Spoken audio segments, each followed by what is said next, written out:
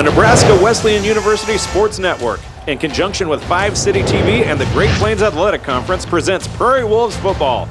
Today it's the GPAC season opener, featuring the Mustangs of Morningside College and the Nebraska Wesleyan University Prairie Wolves. This game is made possible by Lincoln Electric System. It's your electricity, own it. Union Bank, you belong here. And Nebraska Wesleyan University. Now let's take you out to Able Stadium.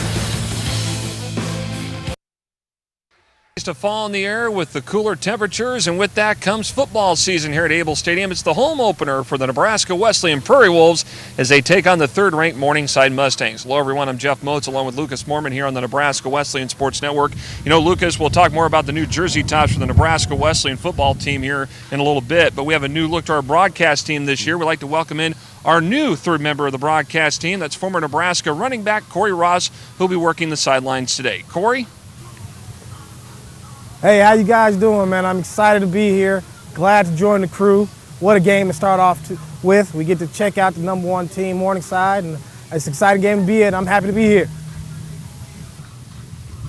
Corey, thanks a lot. We'll check in again with you here throughout much of the game this afternoon. Lucas, as we break things down today, some of the keys to the game for this matchup. When you look at Morningside, they are one of the more dominant football programs in the country in the last 10 years. They come in third-ranked this week in the NAIA ratings.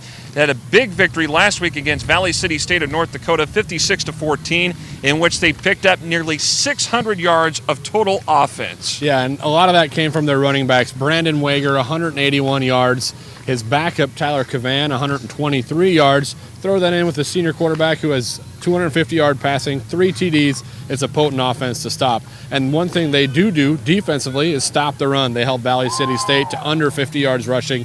They really had the clamps down the last time they met Nebraska Wesleyan. It'll be tough sledding against that defense today. Last week, Nebraska Wesleyan went down to number 8 Tabor College in Kansas and lost 36-0. They only racked up 191 yards of total offense. At the same time, the Prairie Wolf defense allowed 516 yards. That's something the head coach Brian Keller does not want to see. He said there were a lot of mental miscues last week, but he definitely doesn't want to see it this week against third-ranked Morningside. Otherwise, that could spell out some problems. Yeah, you have to take advantage of the opportunities when they're there. They've had some drop balls, some things like that they can correct, so they're going to do that.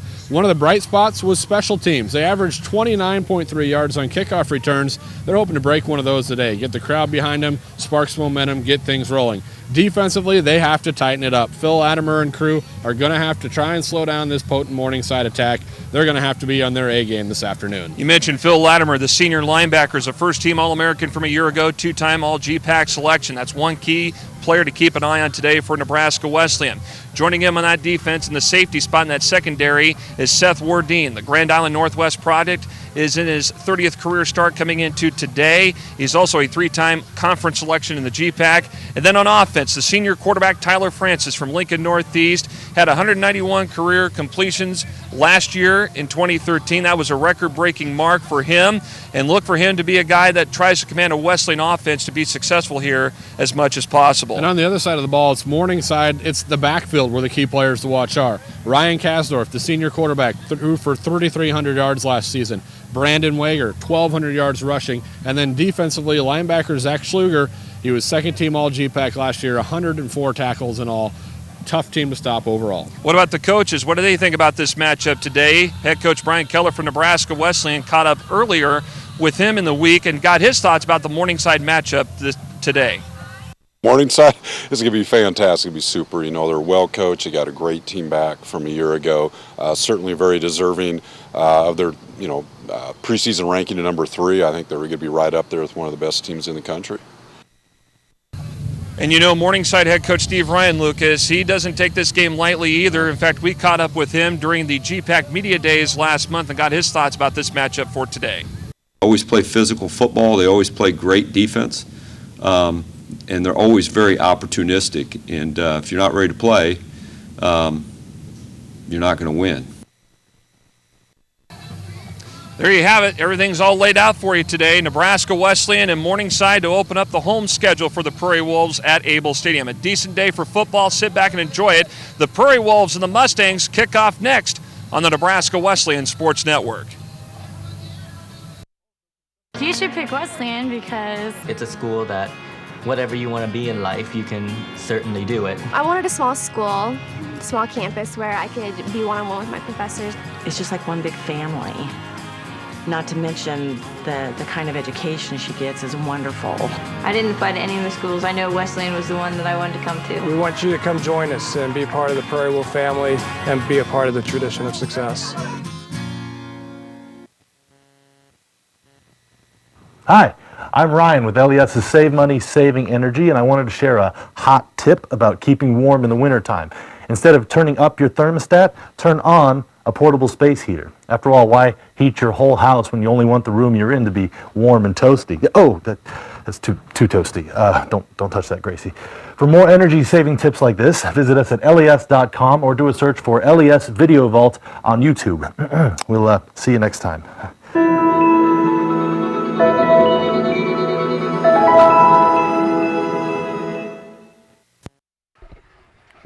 Back at Able Stadium, Jeff Moats, Lucas Mormon, Corey Ross, and our Nebraska Wesleyan Sports Network crew as we get ready to kick things off here. As Morningside will kick off here to start this game, and the Prairie Wolves will return. That means Morningside will receive to begin the second half of this game, and here we go.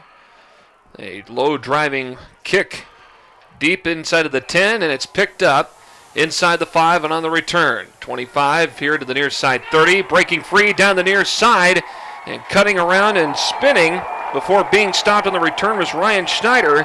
And so the Prairie Wolves with an opening kick return all the way to midfield. And a big start here for the Prairie Wolves. Let's see if they can capitalize on that. Well, and that's exactly what we talked about in the pregame, Jeff, was that the one bright spot last week was the special teams, the return game off kickoffs. Now, you don't want to have to do it a whole lot because that means their team scoring, but if you could do it there, they're going to say you stepped out up at the 42, but a great return game and get the sideline fired up, get the fans behind you, a nice group of fans out here this afternoon at Able Stadium. So Francis and company working out of the I formation. Here's a drop back pass, far side it is complete. And Ryan Larson makes the reception across the 50, and he's going to be thrown down at the Morningside 46-yard line and a first down for the Prairie Wolves. Simple play, just nice drop back for Francis, get the confidence going. You know, the wide receivers did have some drop footballs last week, some passes that could have been there that they hauled in. They got to make the most of them, and there, first down, you get to move the sticks right away. And for Francis, it starts you on the, get a good confidence builder here early on, especially against a solid defense like Morningside. So from the 46, high snap, Francis loses it, recovers it, and actually he might have picked up a yard or maybe no gain on the play at all. They'll still mark it down at the 46-yard line. Again, Tyler Francis, the starter at quarterback. So we take a look at the Prairie Wolves on offense. There you see blocker, Westfall, Nordby, McCarthy, Ekaravy. Those are the guys on that offensive line that make up the pipeline. Larson, the split end. Zumpf, the flanker. The slot is Earhart, who had been battling some injuries, and Derek Horde, the tight end. 2nd and 9.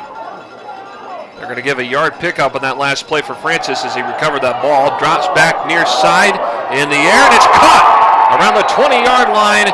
And the reception made by Derek Horde that time. Horde, the tight end out of Millard North, with the reception.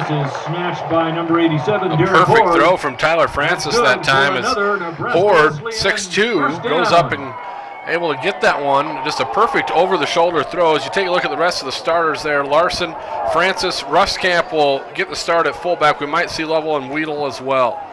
We saw a little bit of Weedle a year ago in a backup role. So we know he's capable of actually running that football. So 1st and 10, this is at the Morningside 19. And Weedle going around left side, breaks free to the 10, gets the first down, ran out of bounds on the far side of the field. And they're going to say that Zach Neiman was the guy that ran him out, but Weedle with a nice pickup. Weedle scoots around the left end. He's chased out. And there are the Morningside starters on defense as we take a look at again. Groenhagen, McMullen, Gibbs are on that defensive line. First down.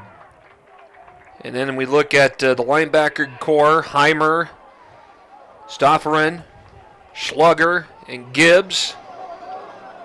And there you see the secondary, Spain, Jones, Bostwick, who's from Lincoln East, and Berg. This is the offense we remember towards the end of the season last year when Nebraska Wesleyan really got it going. Here is a handoff around left tackle for the Prairie Wolves. The ball carrier that time happened to be Zach Ziesler. Chucky Taylor carries the ball around left end. He's upended by number 10, Taylor James.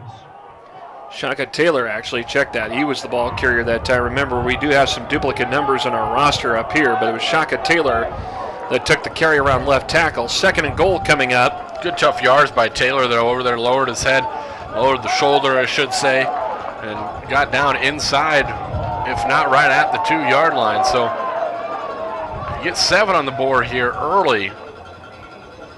Francis, big momentum builder. Sent a man in motion. Francis is going to keep it as he tried to go around right tackle, and he is stopped for no gain on the play. This will bring up 3rd and goal. Pretty stout up front that time as Francis kind of came out of under center and tried to find a spot over behind the right guard or the right tackle. You know, Francis, a big quarterback, 6'2", 245. He can lean forward, get some yards there, so they thought they'd try and let him do it himself that time. No gain, brings up a big 3rd down early in this game. Wideouts, Zumpf here on the near side. Far side, Connor Davis, and now a timeout being taken by Nebraska Wesleyan as head coach Brian Keller wants to talk things over here and see what they want to run for this next play. 11:37 left in the first quarter. No score, but the Prairie Wolves are threatening back in 30 seconds on the Nebraska Wesleyan Sports Network. What excites me is being able to build something that isn't there. We're not about following the norm, we're about creating. New concepts, they're always in the back of my head. The burger place that everybody wants it to be. It just went crazy, but it wasn't at a point that we knew it could fully support a new adventure.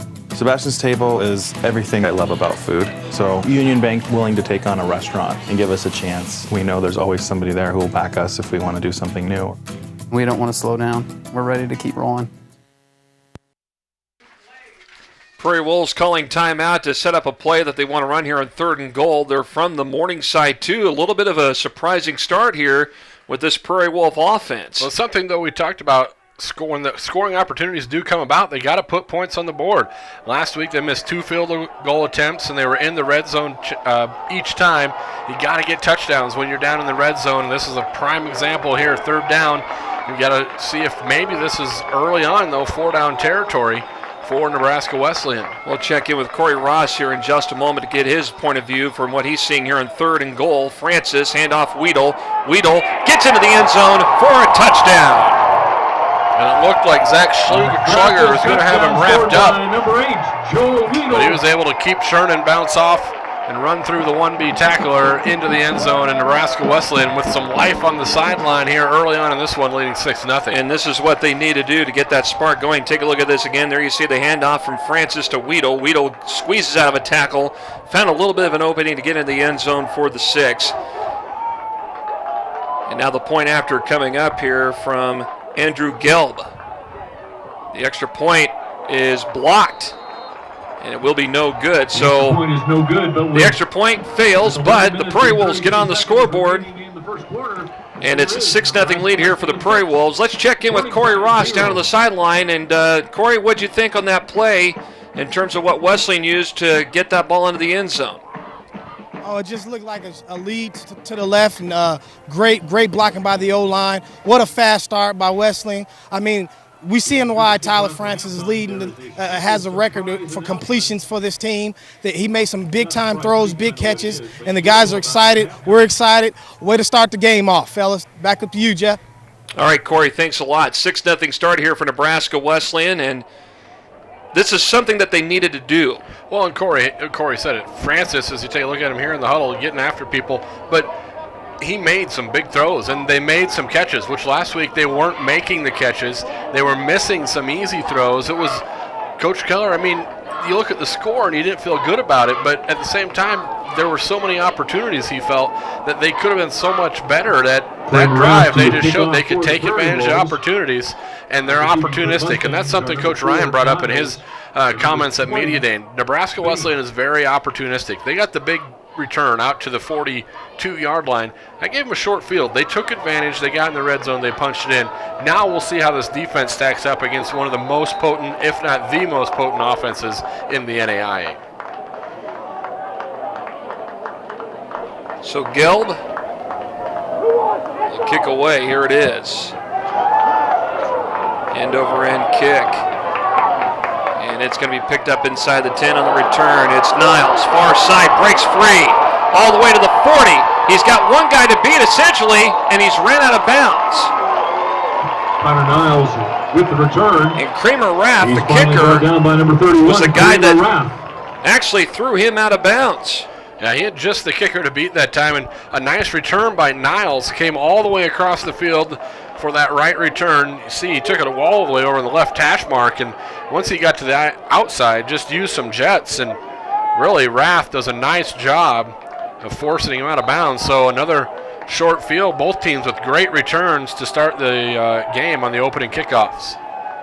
But much better field positioning here as Kasdorf works out of the shotgun here on 1st and 10, swings the pass here in the flat near side, complete around the 40, and extra yardage downfield for Devin Thomas that time as he gets the catch, and he is brought down inside the 30 at about the 29.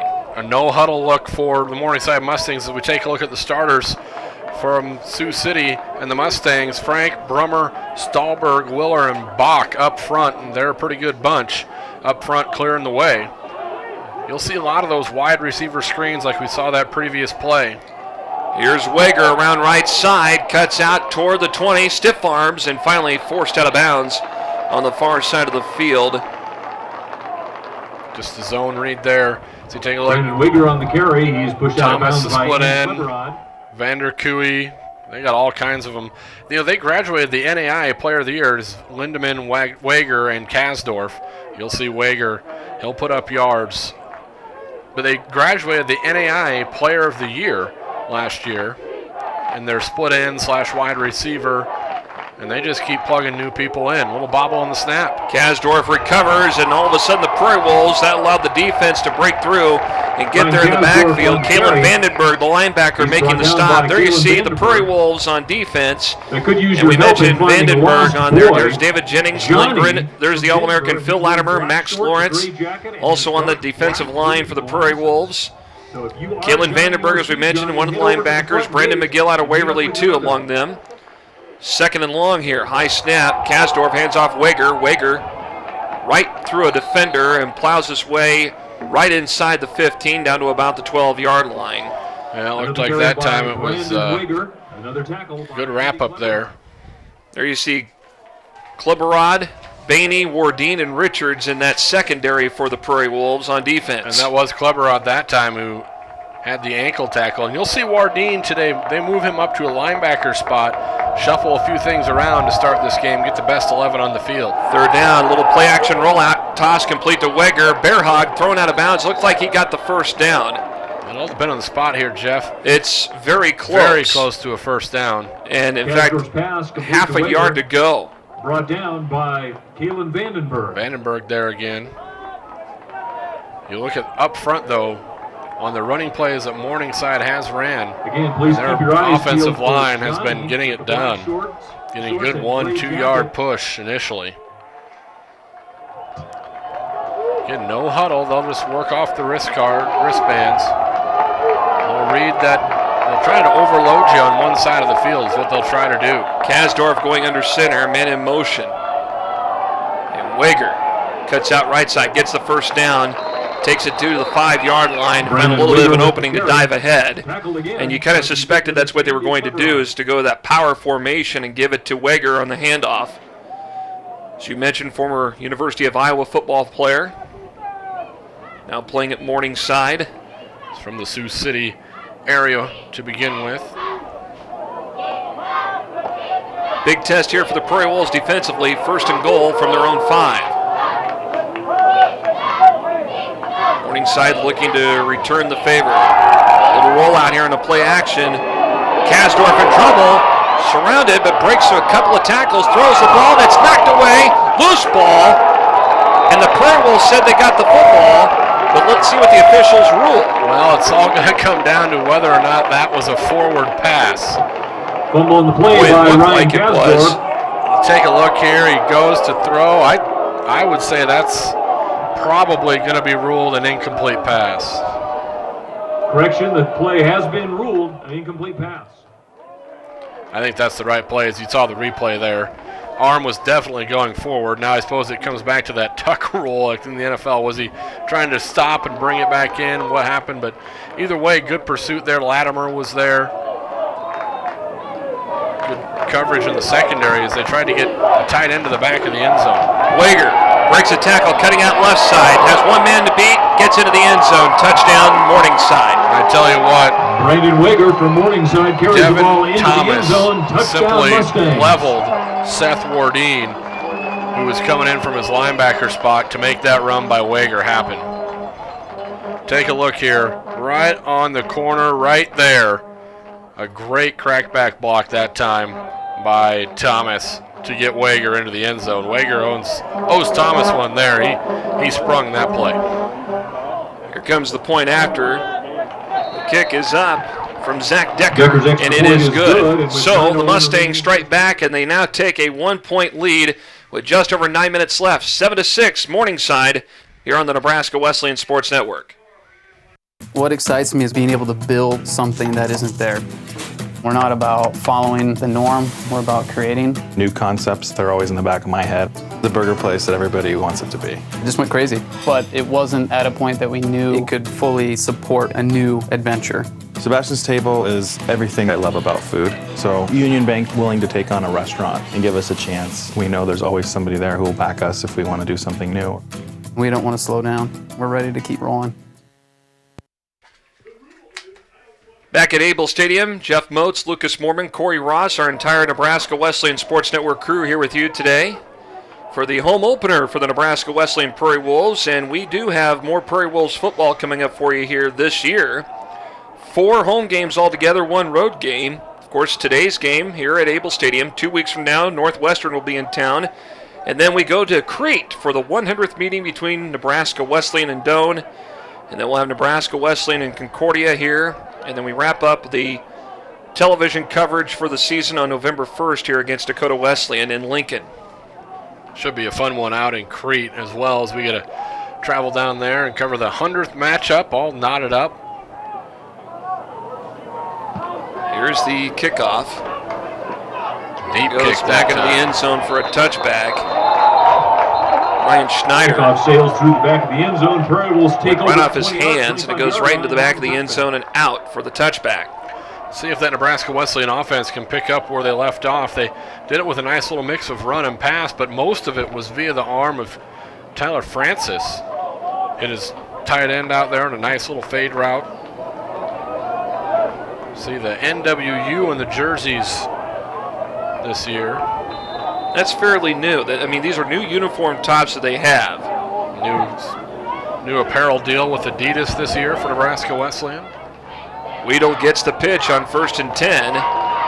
And he's going to be Football forced back came out. down and a loose football, and Morningside says they got the ball back. Now there's a little bit of a scrum after the play. Helmets pop off, and now Morningside recovers the football. And I don't take a look here. They might be saying that he was forward progress was stopped and a whistle blew. Let's listen in. Stopped. It'll be 2nd down. Forward progress and stopped. It'll be 2nd down. Number 8 needs to leave the game. His helmet came off. Another correction. His helmet came off. So Weedle will have to come out. He lost his helmet and the football that time. They're fortunate that they say forward progress was stopped, as they'll have to run a back in. Shaka Taylor. His helmet came off. Must be replaced for 1 play. So Dodged a bullet there, Jeff. Big time. So Taylor is in the backfield with Francis. They'll move receivers Jones and Davis over here to the near side. Francis to Zump. The 29 breaks a tackle and ran out of bounds short of the 35. He'll be marked down at the 34. Francis' pass is complete to number 81, Connor Zump. So about a Brought down on the pickup play of by about Logan 10 Gibbs. or so, give or take from where the ball was at. But good job by Zump after the catch to able to pick up about 5 yards. A good throw by Francis. There was safety help there over the top, so Zump just settled down on his route. They were able to hit him on the sideline, and now 3rd and short after the almost would-be fumble. very manageable play here to keep this drive going. Francis. Weedle gets the carry, and he's stuffed again. And this will go back about 3 yards to the 26. Well, that defense is just solid.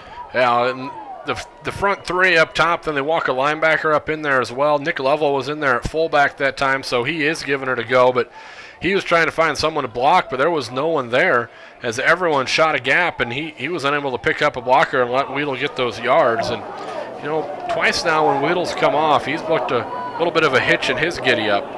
Hopefully he's all right with Earhart already out of commission. And there's a flag, and if that's against the Prairie or we have a Morningside, it is not. Thought maybe they're going to. Looks like a false start. 5 yards would have been just enough. False start. Offense, number 43, 5-yard penalty, still 4th down. A little bit of a head start was Wardeen that time from his gunner spot.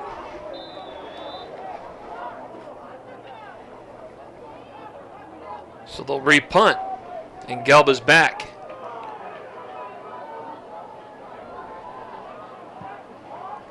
Booming, spiraling kick. Picked up at the 39, fair catch made. Gelb's caught. Devin Thomas. Is fair caught by number 1, Devin Thomas. So Morningside with the football here in their second drive. Well, that's one area that we haven't had to see. It's been just rock solid in the kicking game for Nebraska Wesleyan in the past 3-4 years. You had back there All-American punter. So a few new kickers. We saw the blocked extra point earlier.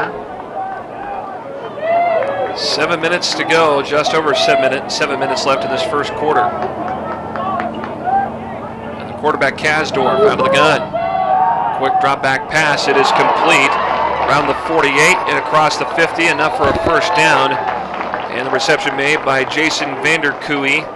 Kasdorf's pass is so the ball going to be at midfield. They'll mark it at the 49 of Wesleyan, and a good pickup. And that was just a pinpoint throw there to sneak it in between Wardeen, and it looked like maybe Hunter Hand there. A little seam route. Lindemann in motion. Kasdorf play action. Downfield, got two guys open. One of them ahead, doesn't get it. It goes incomplete. Devin Thomas, the intended target. Boy, two guys on the fly, side by side. Lindemann and Thomas were there, and Thomas laid out for that one. I thought he was going to haul it in. Just a little too far by Kasdorf. Had it, but then that impact just knocked it free. And he knew it. Heck of an effort, though, by Thomas. Second down play here for Kasdorf and the Morningside Mustangs. They kind of caught Nebraska Wesleyan looking in the backfield that time on the play action. Kasdorf going to keep it himself. He's a dangerous runner, too. And he is met up with two defenders and taken out, forced out of bounds. Riley Shoemaker over there among those to make the stop. You don't think of Kasdorf maybe as a running quarterback per se, but last year he was the third leading rusher on this Morningside team. And also in his junior college days, he was actually the second leading rusher on his junior college team. So he may not just line up and run it right at you, but he's able to escape pressure and pick up positive yards when he has to. Wager around right side, and there is Seth Wardeen to help make the stop. Wardeen over there. Wager on the carry. And also Cleverod for Wesleyan to make the tackle too. So now fourth down for Morningside, and now they're being forced to punt.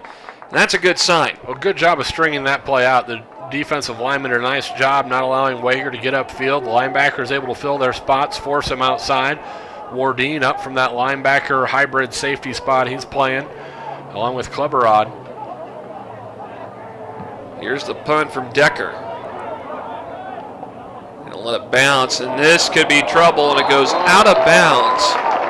They're gonna mark it at the 2-yard line of Wesleyan. That was a good punt, and that will just entice the Morningside defense even more to step it up a bit. Yeah, coffin corner there. What an excellent punt, but the right decision to, throw the fair catch and get away from that one. You don't want to try and catch it inside your own 10 and then end up coughing it up. But a tall order here, 98 yards to go for this Nebraska Wesleyan offense. And Jeff, the last time these two teams met, Morningside limited Nebraska Wesleyan to just 2 yards rushing on 17 attempts. So if you think you're going to line up and just run it straight at Morningside, it ain't going to happen. They have only allowed 44 yards last week in their win. As you see, is out of the gun is Francis in his own end zone. Francis, far side, and Larson, the intended target. Good coverage there on the far side by Morningside. It goes incomplete. Francis' pass intended for Ryan Larson. Broken up by Sam Nathan Gilligan. Shelton, I think, back there in coverage. But there you see head coach Brian Keller. 19th season at Nebraska Wesleyan, the winningest coach in school history. He is the dean of all GPAC coaches. Was the GPAC Coach of the Year not that long ago, it seems like. 2000? Does it seem like it's been that long? Doesn't seem like it's been that long. That was the opening season, inaugural season of the GPAC. We're in the 15th year of the Great Plains Athletic Conference this year. Straight I formation this time. Play action rollout. Short toss, it's bobbled and it's picked up and it's complete. Austin Ruskamp made the reception that time. He's the former Freeman Falcon that made the catch. Ruskamp had some moments last season when he got an opportunity, good concentration to haul this one in, able to wrap it up, and comes up about 4 yards shy of the first down, but a little more room to operate up here against your own end line. We'll check in with Corey Ross here in just a few minutes, probably get his thoughts in the situation that Wesleyan's in right now, trying to work deep out of their own territory. It is 3rd and 4, the ball at their own 8-yard line.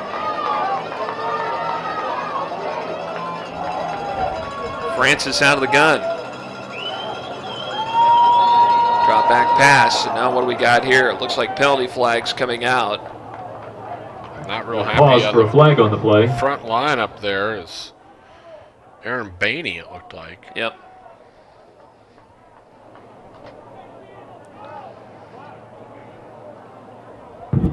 Delay game. Number 1 on the offense. Half the distance to the goal. 3rd down. Corey Ross is down on the sidelines. Corey, in a situation like this, what would be the best thing for Wesleyan to do to try to get out of the cellar? You could probably try to throw the football, but they've had some obstacles with that too a little bit. So right now, with the way things are going, Morningside is really keying in on the run game. I would advise them to keep spreading the receivers out here. Oh, big play here. I'm sorry. Ball shoots out the back. Well, and as you saw, Corey, the high snap went over the head of the Tyler Francis, and it goes out of the end zone for a safety. But again, in a situation like that, try to throw the ball as much as you can, right? Yeah, right now they're spreading the ball out very well. Tyler Francis is throwing the ball, making some really good throws. And right now, if you spread this team out, you have an opportunity to continue to move the ball down the field like they did in the first series of this game. So I hope they continue to do that, because right now the rushing attack is just null and void right now.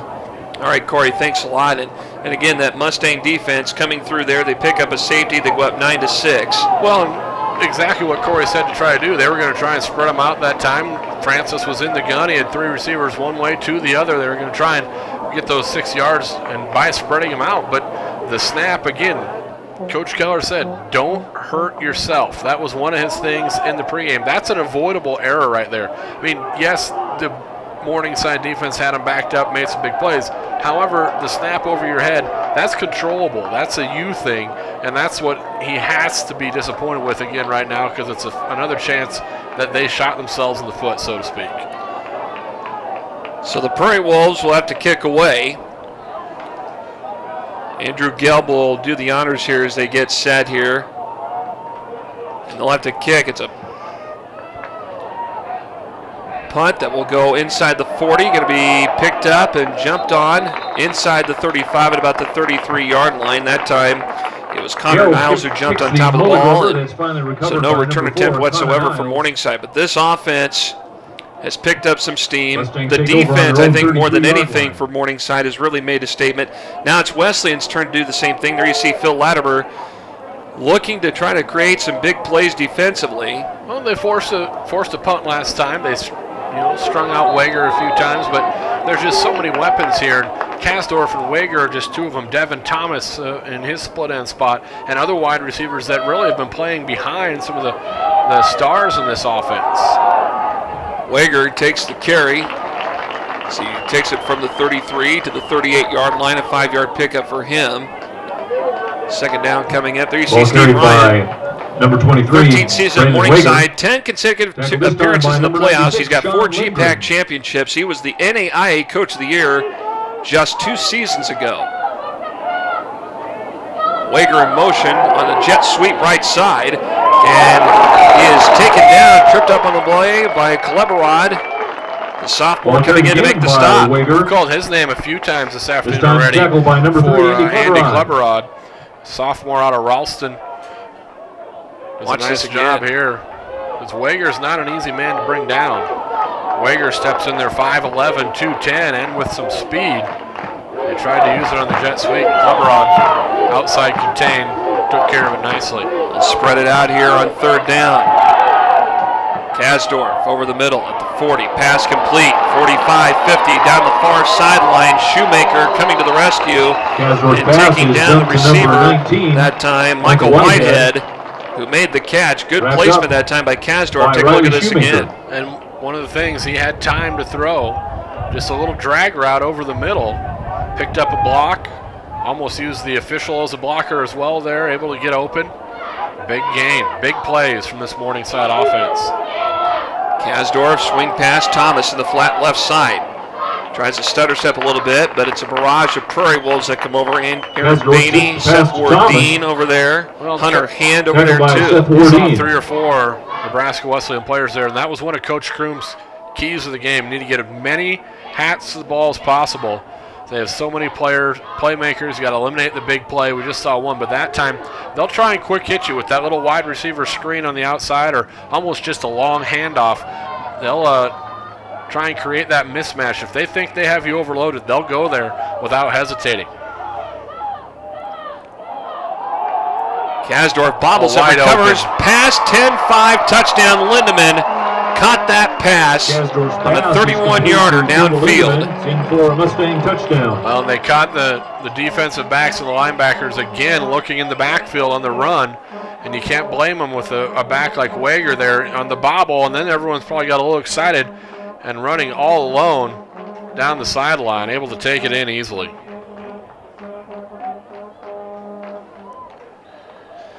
You notice that Morningside lists Lindemann as a J-back is what they call him, and there's the extra point. It's up, and it is good as well. And their J-backs have had a lot of success over the years. 2:11 to go here. It's 16-6 Mustangs on the Nebraska Wesleyan Sports Network.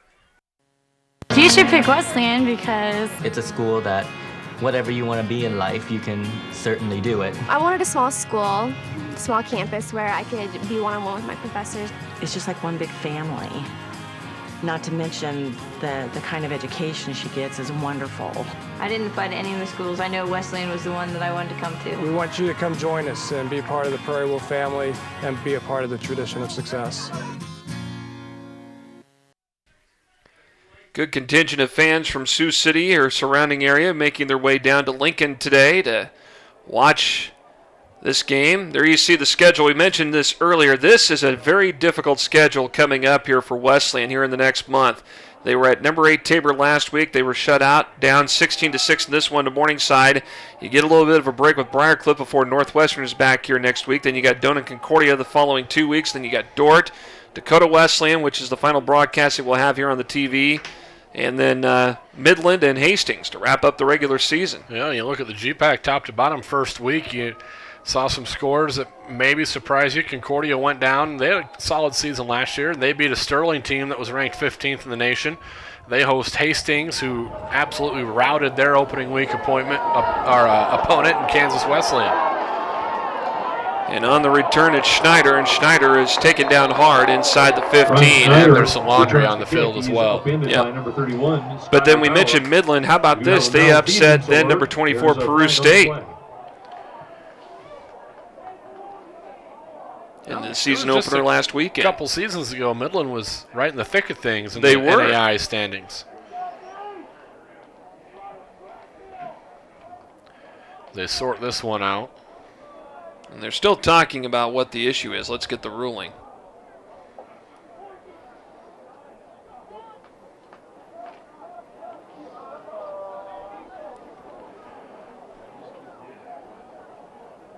All right. Block in the back. On the receiving team, number 33. The penalties enforced half the distance from the end of the run.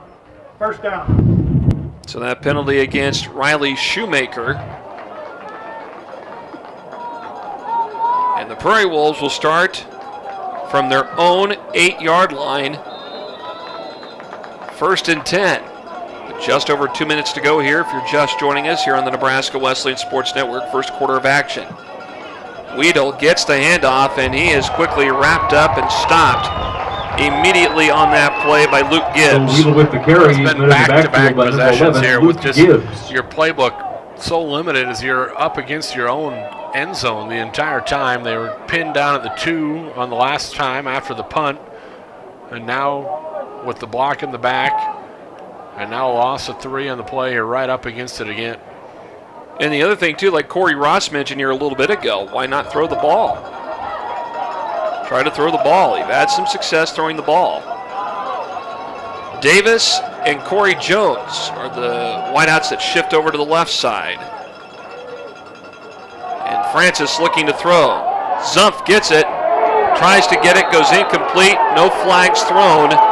Looked like there was some contact. Even head coach Brian Keller saying the same thing. There was some contact. Well, I'm not sure if that was a design back shoulder throw there. Trying to come back. I think the throw was just a little short. There was some contact there. Pretty good play on the ball. They'll let it go. Brings up 3rd and long. Zumpf has emerged last year as the go-to guy, one of them for Francis. Saw that in the Doane game. Remember that? A big catch in the Doane game. That was a hustle to get this playoff down to 5 on the play clock. 4. Time winding out. That timeout going to be burned by Coach Keller. Saw it on the sideline as well. So 1:20 to go here in this first quarter. It's Morningside 16 and Nebraska Wesleyan 6. Back in just a moment. Oh, hi there. Sorry, couldn't see you at first. I'm Ryan with LES's Save Money, Saving Energy, and it's First Filter Friday, so I'm just checking my furnace filter here. Looks like it's about time for a clean one, which I just happen to have right here. You know, a small investment today can really reduce your heating costs and improve your efficiency. You can really see the savings. For more tips like this, visit us at les.com or do a search for LES Video Vault on YouTube. We will see you next time.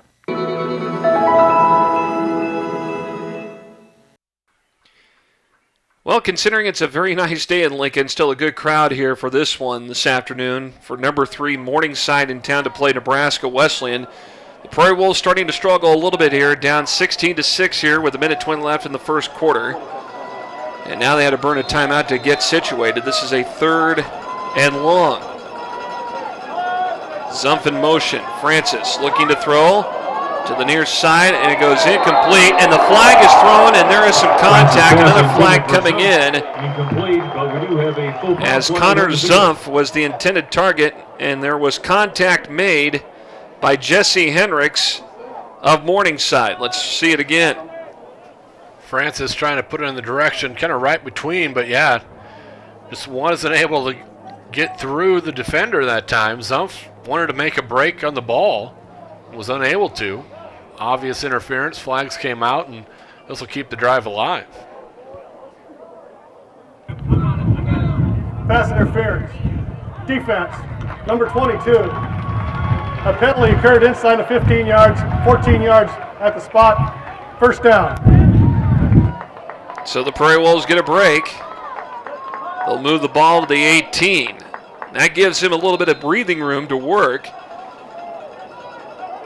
against this potent Morningside defense. Looking to blitz, snap, gets away, loose football, and did Wesleyan get it back? There's a scrum for the ball. Morningside says they have it. I see 2nd down from the referee. Joey Jones was the guy that went after the ball for Wesleyan. It looked like he may have gotten the ball. That was just the worst case scenario there as a blitz was coming through that left side, and then again mishandling the snap. But was recovered by the Prairie Jack Wolves. McAravey is the Jones. center at 6'6", 295, and a junior for Wesleyan. And I think that's the second or third one today that we've seen that's gone high and gotten away from Tyler Francis. And now another timeout. Please reset play clock to 25 seconds. 25 seconds. On my ready, we will start it. So the play clock reset. Second and long, the ball back at the 7 of Wesleyan with under a minute to go. We'll shift up the receiving core over here to the right. Francis in the pocket. Looking up to his former teammate, Corey Jones. And the pass to him goes incomplete. Good coverage, though. Taylor James out there in the coverage that time and did a nice job. Covered They had safety help over the top, one-on-one underneath, and kept everything in front of them. They knew where the yard markers were and able to make a play on the ball. Brings up 3rd and 21. 20, call it.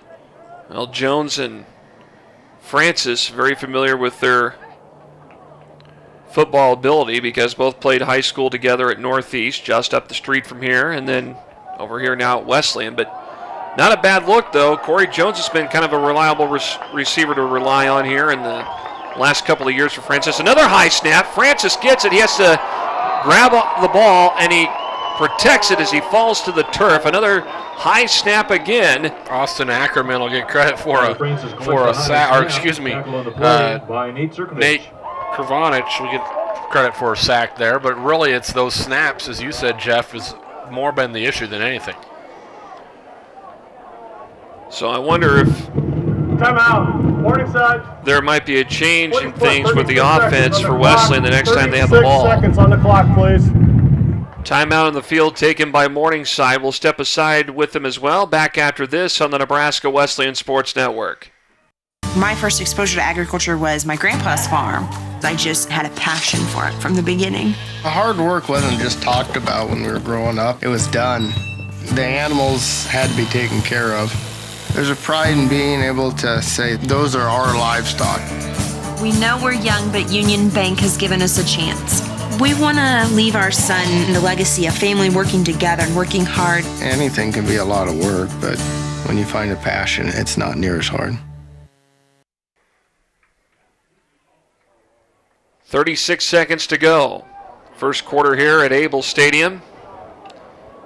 And Nebraska Wesleyan on 4th down forced to punt, and Andrew Gelb is back deep in the end zone ready to get that snap. Coach Keller talking to his offense right now. He's got the offense all surrounding him right now. Here's the boot. And Thomas going to pick it up at the 38, signal the fair catch. They'll spot him at the 39. Devin Thomas fields Andrew Gelb's punt at the So with 29 seconds to work here in this opening quarter, Morningside will take over once again. A lot of good things here for Morningside. They had kind of a slow start. Wesleyan threw a couple of jabs at them on defense, with Joel Weedle scoring on that opening drive.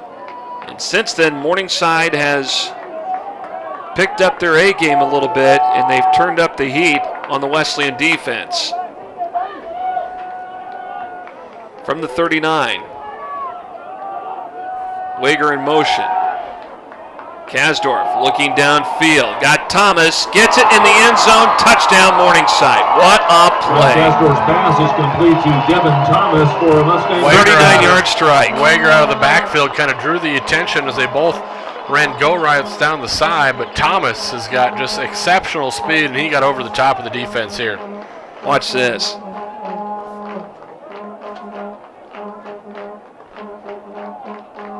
And Riley Shoemaker was the guy that was down deep covering Thomas.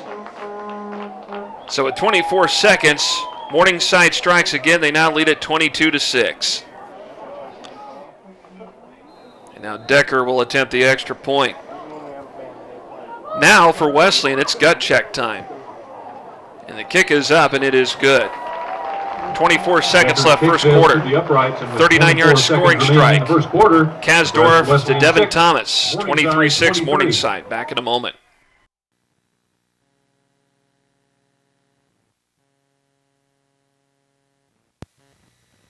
Hi, I'm Ryan with LES's Save Money, Saving Energy, and I wanted to share a hot tip about keeping warm in the wintertime. Instead of turning up your thermostat, turn on a portable space heater. After all, why heat your whole house when you only want the room you're in to be warm and toasty? Oh, that's too toasty. Don't touch that, Gracie. For more energy-saving tips like this, visit us at les.com or do a search for LES Video Vault on YouTube. We'll see you next time.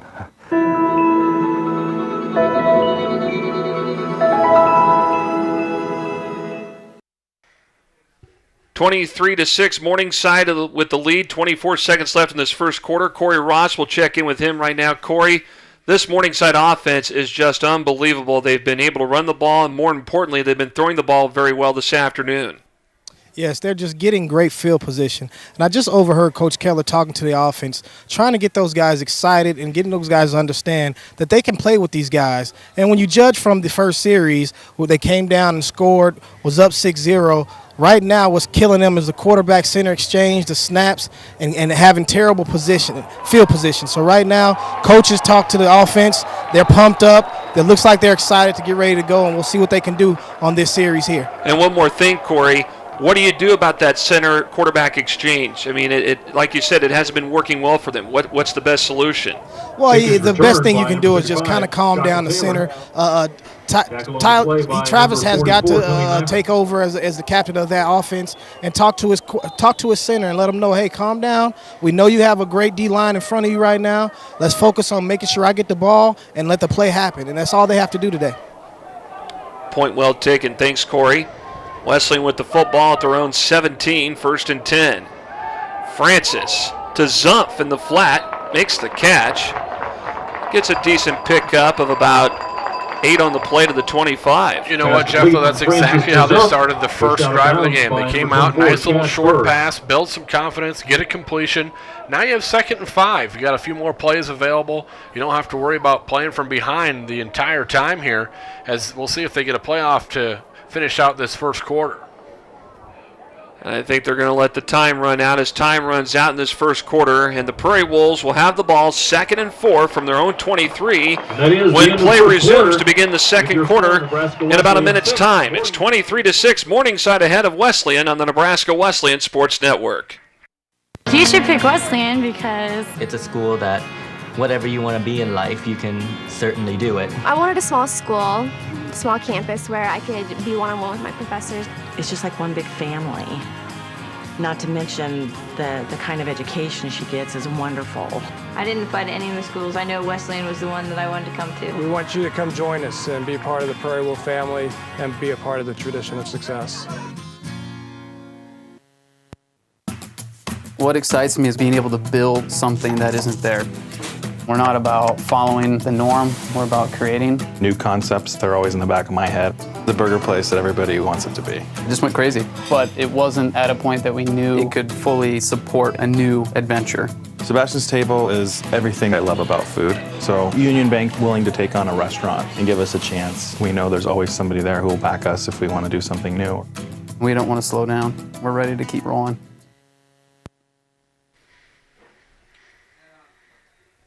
Nebraska Wesleyan Sports Network here from Able Stadium and the first broadcast of our 2014 schedule. Second quarter about to unfold. 2nd and 4 here for the Prairie Wolves. Francis again to Zumpf, far side, goes incomplete. And flags thrown on the play.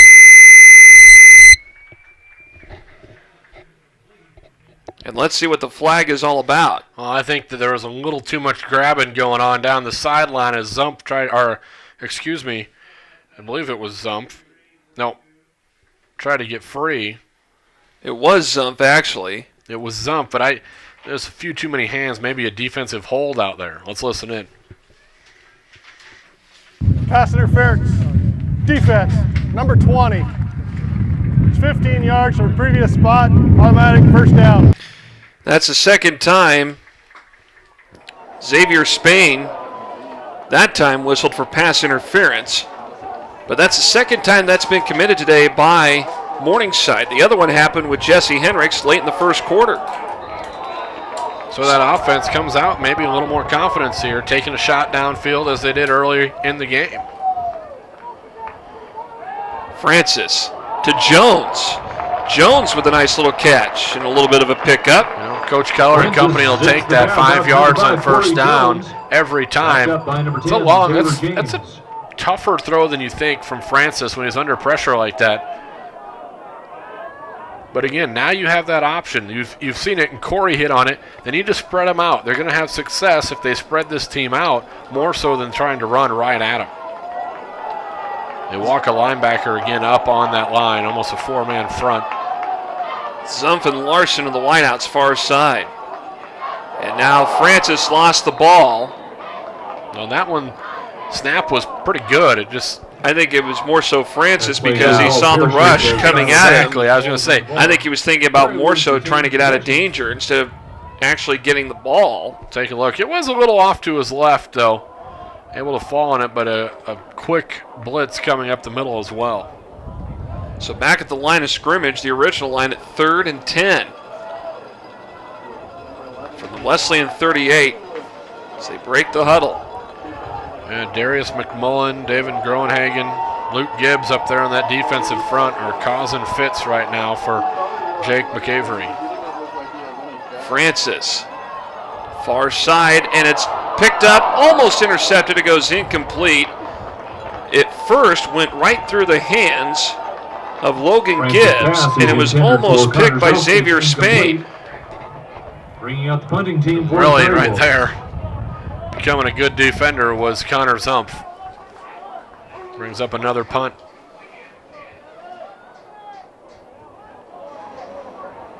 But again, Wesleyan had the right idea.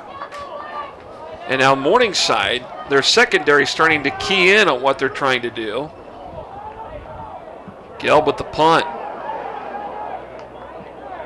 Nice bounce. What a bounce. Look at that thing roll. And that's going to roll all the way down to the Morningside 2-yard line, and Gelb with a nice punt. Kicks a splendiferous punt. We'll put it right at the 5. They'll say it was touched. But better the 5 than running it into the end zone. Good job by the coverage squad to get down there. Well, yeah, better than the 5 than maybe at the 20 or 25. When you look at the drives that Morningside has had, I mean, a 40-yard drive, a 67-yard drive, and a 39-yard drive. So they've had the short field all afternoon. So really the first chance that this Wesleyan defense will get against the Morningside offense where their back isn't up against the wall. Kasdorf gives it up that time. Wager, the running back. We haven't heard a lot from him in quite a while. He was picking and choosing his way. Lindgren up there. Ball carried by Latimer Wager. in as the tackle. Tackled by Hunter Hand. Well, Wager did pick up a touchdown in that first quarter. Been averaging about 4 yards a carry, though. Second down here. Now Wager, around right side, gets the first down, still on his feet. Finally, knocked out of bounds by Vandenberg. Ball carried by number 23. They'll mark him down at about the 36. Take a look here. He's a lot of green space Finally pushed for out of bounds Wager. by number 32, Kalen Vandenberg. Watch this. And he has some wheels, and then he isn't afraid of contact either. Right towards the end of the run, Hunter does come over and knock him out of bounds, but steps right in. There's that little wide receiver screen.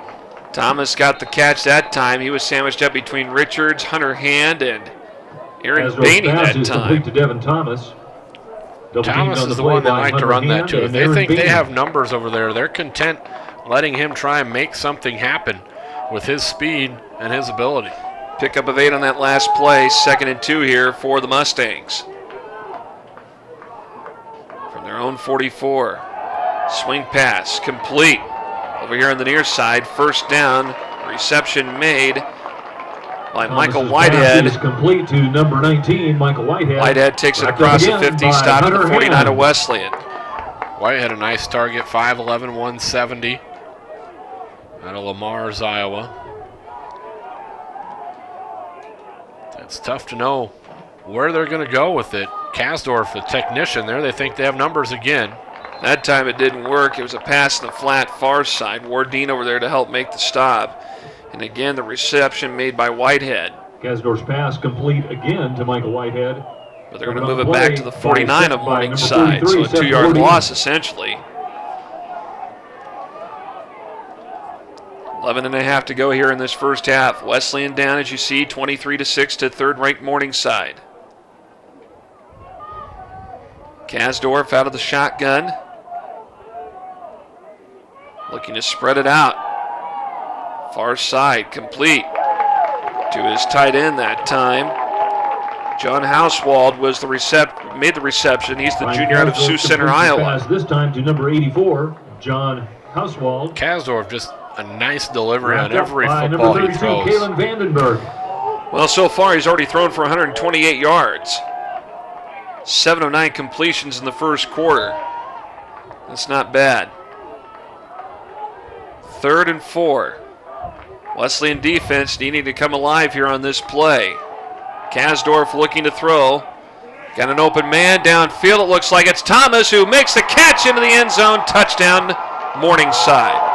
And that time, pretty good coverage. But Devin Thomas, the speedster, shows off his hands that time as well. And Andy Kleberrod was right on him too. But that's the matchup that Morningside's looking for. If you Andy Kleberrod, take a look again, just a precision throw from Kasdorf all the time in the world, able to step right into it. But if you have a linebacker matched up on Devin Thomas, you're going to take a shot down the field all day long whenever they see that, as now they'll come out and go for 2. And then they'll decide to go back for 1. But with the safety thrown in there, you never know. Trying to get on some even numbers. Trying to throw him off. Decker is set to attempt the extra point. Here it is. The kick is up, and it is good. So, 10:39 to go, 10:35 to go in this first half. Morningside extends their lead now 30-6 on the Nebraska Wesleyan Sports Network. What excites me is being able to build something that isn't there. We're not about following the norm, we're about creating. New concepts, they're always in the back of my head. The burger place that everybody wants it to be. It just went crazy, but it wasn't at a point that we knew it could fully support a new adventure. Sebastian's Table is everything I love about food. So Union Bank willing to take on a restaurant and give us a chance. We know there's always somebody there who will back us if we want to do something new. We don't want to slow down. We're ready to keep rolling. Prairie Wolves offense needing to provide a little bit of a spark as they find themselves trailing 30-6. 30 unanswered points here for Morningside. Wesleyan made a big strike early on the first drive of the game. Got a short touchdown run from Joel Weedle. The extra point, though, was blocked. And since then, Morningside has dominated this game. Well, they've had their back up against the wall, Nebraska Wesleyan has. They had a great punt by Morningside that was down inside the 2. And they were backed up after a block in the back penalty on a kickoff return. This bad center quarterback snap exchange on a couple of shotgun situations. And here's a short kick, should be returnable.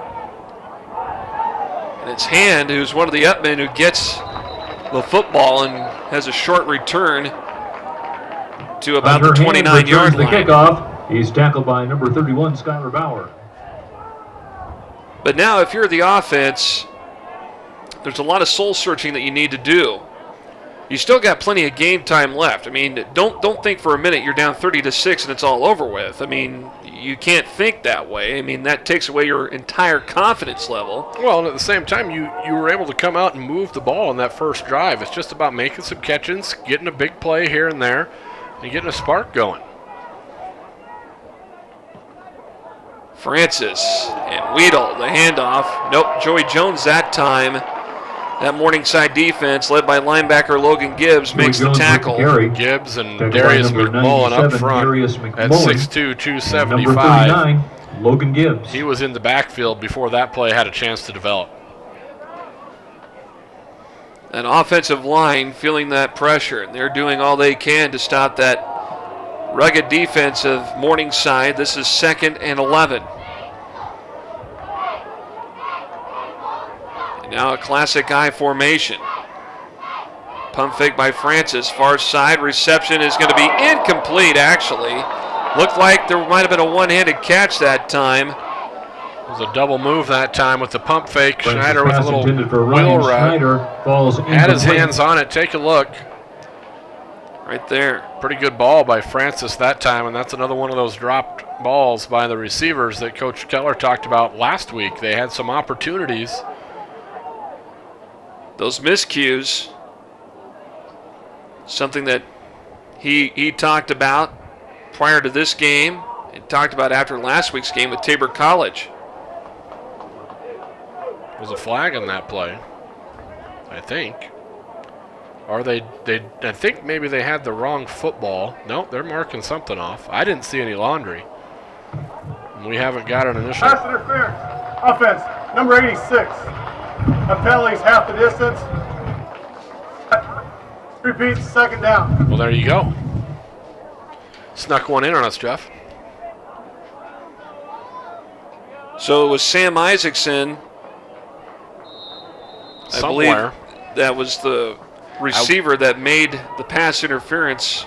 Unless they thought they called that kind of as a pick play. I don't know. I didn't see Sam do whatever they saw, but might have been away from the football. Francis over the middle goes incomplete. Derek Cord, the receiver that time, that was the intended target. Taylor James comes up from his safety spot, knocks that one free. So if you were to look at anything from this first half as to what needs to be fixed, what were some of the problems that need, some other things that need to be fixed? Simple execution. The other one, just simple penalties. But we haven't seen a lot of offside penalties being whistled. There have been some pass interference calls for both teams this afternoon. Francis here on 3rd and long. And he is going to be wrapped up, and he is going to be taken down in a loose football.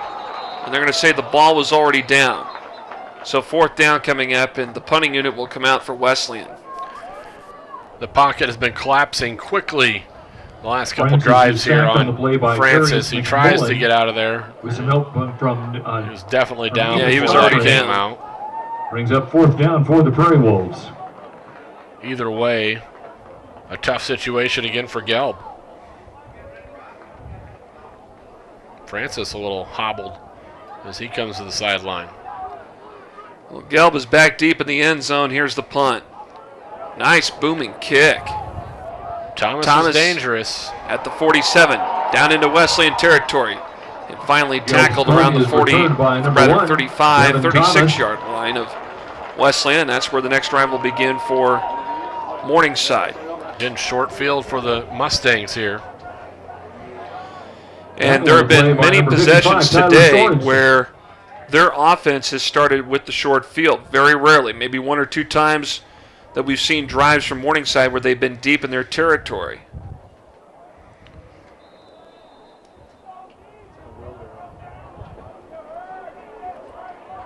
So Morningside, kind of a pistol-looking setup in that backfield with Kasdorf turning around. Wager gets the handoff. And Wager manages to scamper forward, picks up about 5, almost 6 yards in the play. Well, Nebraska Wesleyan, they knew Morningside likes to run a lot of motion type things before the snap, but really this afternoon we haven't seen a whole lot of shifts from Morningside. They were worried about the shifts confusing. They were going to play a basic base defense and not bring many blitz. They haven't done that. They haven't needed to yet this afternoon. Wager being pressured out and thrown out of bounds here on the near side of the field by Seth Wardeen. Wager with the carry again, tackled by Good job of Seth stringing that Wardeen one out and that Andy time. So they brought Wardeen up into a linebacker, more of a linebacker role this afternoon. Last week down at Tabor, he got caught looking in the backfield a few times. King on the run. He's a great run support player, so they just moved him up to that linebacker spot, said go after it, let's stop the run. Latimer almost had a tackle on Wager who got out of his grasp. But then Riley Shoemaker trips him up by the shoelaces. And still, Wager gets the first down to the Prairie Wolf 21. Well, that's 2 of the conference best going right at it right there. Wager in the backfield puts a move on Latimer. Latimer almost had him wrapped up for that tackle for a loss, would have prevented the first down, but a couple All-American caliber players right there going at it. Kasdorf gives to Wager again. Busts through the line. Shoemaker's there to make the tackle. About a 4-yard pickup for Wager to the well, now 16. Morningside showing they can just kind of be a ground-and-pound team, too, where this kind of set up in the backfield, run it straight at you. And Wager showing his versatility as now he gets a breather. He's been the workhorse out there in that backfield. The Wahoo product back there now. Tyler Cavan. Kasdorf eludes a tackle, throws a pass far side, and it's going to be a scrum as they try to prevent the receiver, Vanderkooy, from getting into the end zone, and it's Aaron Bainey over there to help make the stop. Can't say enough about Ryan Kasdorf back there, though. I mean, he looks like he would be sacked. There's a catch, fighting for those extra yards. They keep him out of the end zone, but Kasdorf made that whole play happen. I mean, he bought the extra time. Cavan takes it into the end zone. Touchdown Morningside. Tyler Cavan, the former Wahoo Warrior, punching into the end zone for another 6.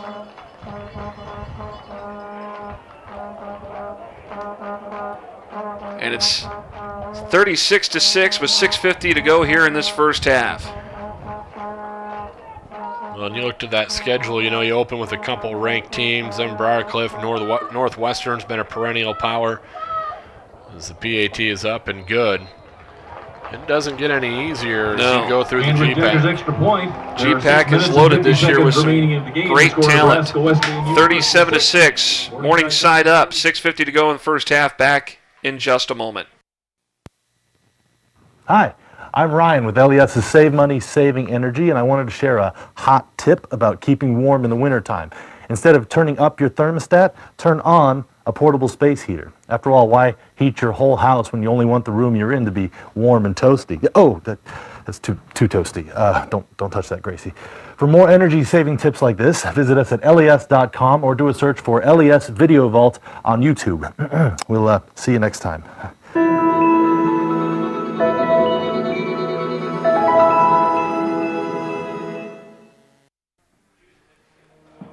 Jeff Moats, Lucas Mormon, Corey Ross, our entire Nebraska Wesleyan Sports Network crew with you this afternoon from Able Stadium. A little touch of fall, as I mentioned during pregame. What I mean by that the temperatures were rather October-like instead of September, where, you know, we've been here in early to mid-September and we've been in a sweat box. Yeah, we've needed shorts and tank tops before, but today it's definitely football weather. It's just great out there. And, you know, you can always catch these broadcasts live as they happen, NWUsports.com.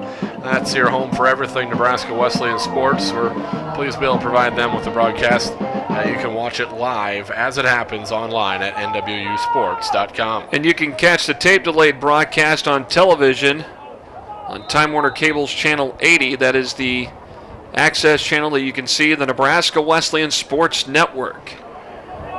Here is the ensuing kick. Well, and here's the deal. That's one place that Morningside feels Nebraska Wesleyan can do some damage, and we've seen it. They had a great kickoff return to open the game. They've decided to kick it short to those upbacks. Kickoff them have a return chance by at Braxton Theus. They're more content letting a couple of those backs handle it, getting 6 or 7 yards, starting at the 30 or around there. They give them a chance to take one to the house. Braxton Theus was the guy that had the quick return for Wesleyan. So they'll work from their own 34 and they'll spread out the offense. What's coming? Francis throws, far side, Zumpf catches it! And they're going to say he got the ball and mark him out at the 37-yard line of Morningside. So, you know, Zumpf has had some success, and a great strike that time from Francis. In the face of some pressure, Zumpf had his man beat by a solid stride. Was able to hook up there with Francis. And that's what we saw out of the Prairie Wolves in that first drive. They'll spread it out again. Zumpf, they come up in press coverage this time. Francis over the middle. Zumpf gets it at the 30. Still on his feet. Cutting out to the 20, and he stumbles on his own feet. around the 20-yard line and a first down. Zumpf is feeling it right now, and he has Xavier Spain lined up right in his face this time, and he comes off the football, gets free across the field, and then he just stumbled. That's all he did. I mean, he lost his footing. There's no question about that, but a good catch and a good play downfield. Connor Zumpf again coming through, and now from the 20 on Morningside. Back-to-back plays. This entire drive has been Connor Zumpf.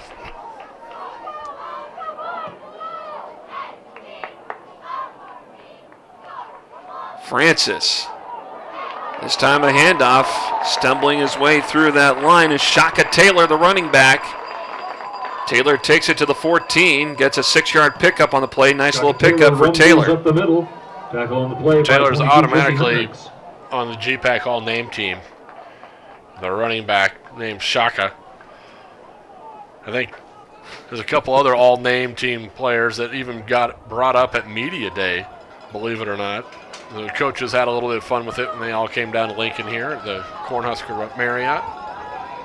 Francis trying to engineer a scoring drive here. Looking to the near side. Davis had the catch right in his grasp, but he dropped the ball, goes incomplete. And wrapped up by that defensive back, Alex Dow. Well, but this is a catch. There's a good defensive pressure, but you got to make that catch. Dow did a good job of coming across the body, raking those arms, but that one was right to him. Had two hands on it. It was a good throw by Francis. It was where it had to be, and he could tell that they just that's one of those plays that they were talking about last week. They just need to convert and make some opportunities. That was a first down. You're knocking first and goal if you make that catch. Taylor, Davis, and Zumpf splits far side. Pass to Zumpf is a complete. They're to say yes. Inside the 10, they'll spot it around the 8. And it's enough for a first and goal here for Nebraska Wesleyan. I think you just throw it to Connor Zumpf every time. And first down. That's your offense here this drive. So a first and goal. Well, what a discovery Zumpf was. I mean, he had his coming out party a year ago. Yeah, he was going to play basketball here. It didn't work out. Said, hey, you know what? I haven't played in a couple years, but I'll come out and I'll try and catch some passes. And it's worked out wonderfully for Wesleyan. Francis looking to Zumpf into the end zone, far corner for the touchdown. And Zumpf, like you say, that matchup against Spain over there is one that Nebraska Wesleyan's got to exploit the rest of the day. I think they found something that might work. Watch this again. Francis, quick drop back. There's Zumpf in the far corner of the end zone. And look at Francis deliver that throw. Blitz was coming off the corner and pressure up the middle. Steps into it, throws a perfect strike to Connor Zumpf. They'll try and go for two here. Try him after the blocked extra point that first time. So Taylor in the backfield with Francis. They'll put Davis, Larson, and the slot man Jones over here on the left. Zumpf on the right. Francis to Jones. Did he get it across? No, he did it. They're going to say that he was down at the 1. He tried to stretch the ball into the end zone. Nice try, but the 2-point conversion fails. 4:40 to go here in this first half. Morningside up 37-12 on the Nebraska Wesleyan Sports Network. Wesleyan because it's a school that whatever you want to be in life, you can certainly do it. I wanted a small school, small campus where I could be one-on-one with my professors. It's just like one big family. Not to mention the kind of education she gets is wonderful. I didn't apply to any of the schools. I know Wesleyan was the one that I wanted to come to. We want you to come join us and be part of the Prairie Wolf family and be a part of the tradition of success. Back here at Able Stadium, Jeff Moats, Lucas Mormon, and we head down to our third member of the broadcast team, Corey Ross. Corey, got to ask you, how about that offensive drive that last time for Nebraska Wesleyan? Seemed like they found something that might work for them. Oh, yeah. I mean, it was a great drive, and I think that's what they were counting on when they calmed down. You know, I was a little excited to see Connor Zump out there. Talked to coaches earlier today, told me he had a 45-inch vertical. So when he jumped out there, it was no surprise when they were down there on the goal line that they was going to throw some type of jump ball to him and allow him to use his ability, and they did, and he scored. I think he was pretty much the guy who led that drive there. So good job, Connor Zump. And it helps to have a basketball background too. And thanks, Corey, for that report. And again, that makes a world of difference. If you can have a receiver that's got some leaping ability and make catches like that, that will carry you a long way. So obviously, having a basketball background does work. Yeah, well, if you got a 45-inch vertical, you can have a rugby background, a basketball background, a volleyball background. I don't think it matters when you got a 45-inch vertical. It doesn't make any difference what background. If you're playing outfield in baseball. That's too. right. 45-inch vertical is impressive no matter where you're at. That's amazing. And that last drive is, as Corey said, I mean, it was all Connor Zump. So here is Wager around left tackle far side. He's bear hugged and thrown out of bounds by Riley Shoemaker about the 35-yard line. And I think it's enough for a first down. It looks like it is, so they'll move the yard markers. By Riley Shoemaker. Just got a visit up here in the booth from our good friend Bill Lexford. Wanted to stop by and say hello. Good to see Bill up here today. Swing pass in the flat. Thomas gets it, surrounded by Ward Dean. And Jennings now goes around to the other side and dives ahead past the 40 to the 41. Give Kasdorf some credit. He sees Thomas coming that way. He waves him back. He sizes up a defensive lineman and lays a block on him from your quarterback. You got to love that from Kasdorf right there. As Thomas makes something out of nothing. Second down. Wager through the line, dives ahead, tripped up. What a luxury, though, in Brandon Wager back there. I mean, when you need 3 or 4 yards, 5 yards in that case, you just turn and you hand it to them. And give some credit to the big guys up front. They're moving people off the ball. They're going against an All-American and Phil Latimer up there. You know, he's getting double-teamed a lot of the time, but they're doing a job up there as well. But Brandon Wager is just a load to bring down, whether he's going straight at you, trying to run around you. He'll turn on the jets. He'll do a little stutter step in the back. He's done a little bit of everything today. Kasdorf in the pocket looking. Downfield, got a guy in sight, and it's broken up, incomplete. Eric Richards, the guy covering the intended receiver, Connor Niles. Richards, the senior out of Ashland, Nebraska, was with him step for step that time and did a great job playing the football, knocking it free. As they tried to get one out there to Niles. Niles had the big kickoff return. Second down. Wager around left side, breaks free. 30, it's a foot race. He's got green space and one guy to beat, and he gets into the end zone. Touchdown. Klibalov was right on his heels, and a 48-yard spurt downfield for another 6. And that's another aspect right there. Brandon Wager, you say power back, speed back, you name it. I mean, this shows some of his speed right here. I mean, he runs away from some of the Nebraska Wesleyan secondary. He's running away from Wardeen right there at that point. And that's a running back that's coming in at 5'11", 210. And he is built. Now Decker will attempt. Well, and you can see why he was set the Iowa Hawkeyes record for touchdowns by a freshman as a running back. Morningside has been given their first verbal warning for sideline interference. So sideline interference toward the Mustangs, and now Decker will attempt the extra point with 3:31 to play here in this first half. 43-12, Morningside. Now they're going to go for 2.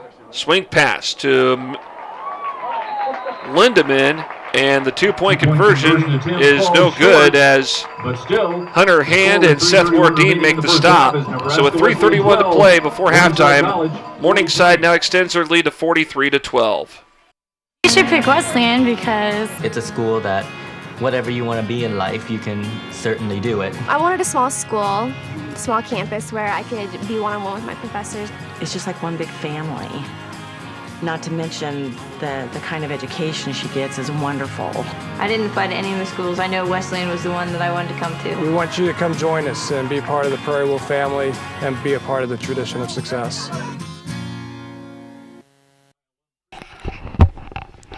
Just over 3.5 minutes to go here before halftime, 43-12. Morningside ahead of Nebraska Wesleyan. Big announcement coming up at halftime, Jeff. Yep. Get ready. Says it right in the program. We're supposed to get ready for a special halftime presentation. I can't tell you what it is. We'll bring it to you. It's top secret, and you can watch it right here on the Nebraska Wesleyan Sports Network. Look at down the sideline there. Brooks Earhart not available today. He got banged up in that game last week against the Blue Jays at Tabor. And how important is it that he's not in the lineup today? That's still kind of a big deal. He's still a little bit of a playmaker. Yeah. Not only in the backfield, in the return game, although they did well in the return game so far.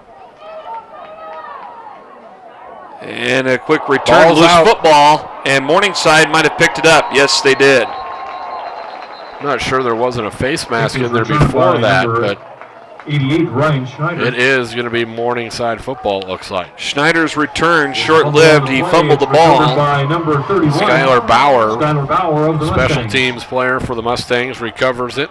Take a look at this again. There you see Schneider. Got jersey there, and then I think it was the helmet. Popped it free there. So even shorter field for the Mustangs to work with. Last week, Wager had almost 170 yards at halftime. Wager around left side. Ran out of bounds on the far side of the field. Kelby Vandenberg over there along with Shoemaker.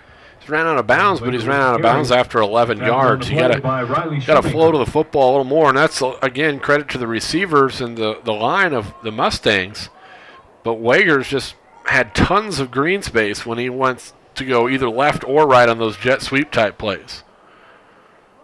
Wager again here on 1st and 10 into the end zone, touchdown Morningside. Well, that time they turned him upfield. Vandenberg was there from his linebacker spot, but he just put his foot in the ground and went right by him into the end zone. And the Mustangs continue to roll and show off why they're the number 3 ranked team in the nation. 49-12, the point after pending. And we still got 3 minutes and 8 seconds left of the second quarter. Zach Decker in there to attempt the extra point. Here it is. The kick is up, and it is good. 3 minutes, 8 seconds to go here before halftime. Morningside now up 50-12. Oh, hi there. Sorry, couldn't see you at first. I'm Ryan with LES's Save Money, Saving Energy, and it's first filter Friday, so I'm just checking my furnace filter here. Looks like it's about time for a clean one, which I just happen to have right here. You know, a small investment today can really reduce your heating costs and improve your efficiency. You can really see the savings. For more tips like this, visit us at les.com or do a search for LES Video Vault on YouTube. We will see you next time.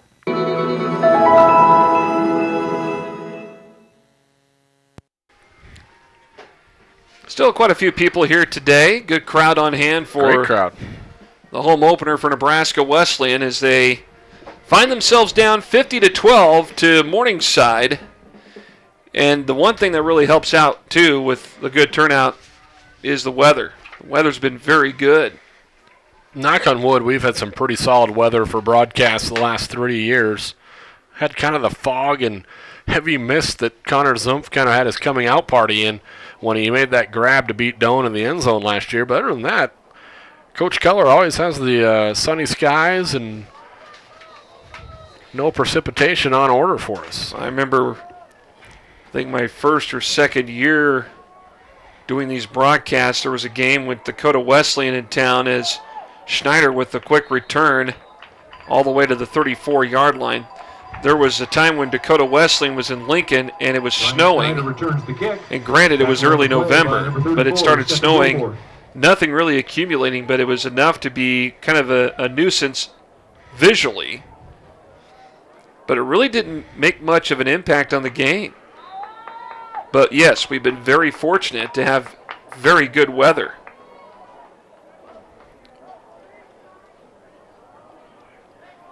.302 on the clock here before halftime. And the Wesleyan offense back out there, 1st and 10 from their own 34. Francis to the near side. Larson at the 40, makes the catch, gets the first down as he's bumped out of bounds. They'll spot him at the 44. Pushed out of bounds by number 17. Looks like it is enough, maybe just short. Nope.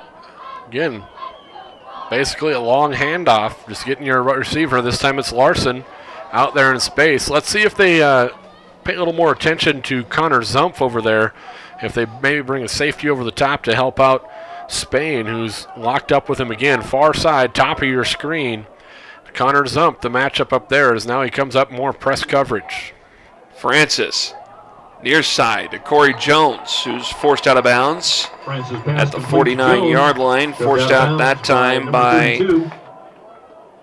Ethan Stuffran. I think Corey picked up on it early in the game, and he realized that when he said they're going to have to spread them out and pass the ball and move the ball. They've had zero success on the ground, but they've gone to the air the last couple drives.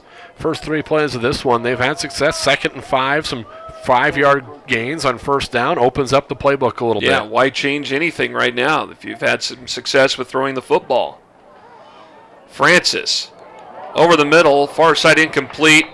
Almost taken away, though, but flags come out. Francis took a little bit of a hit in the pocket that time, too. But I wonder if there was any sort of interference downfield. Maybe a hold in there or something, but wherever Francis was trying to target, no one was home.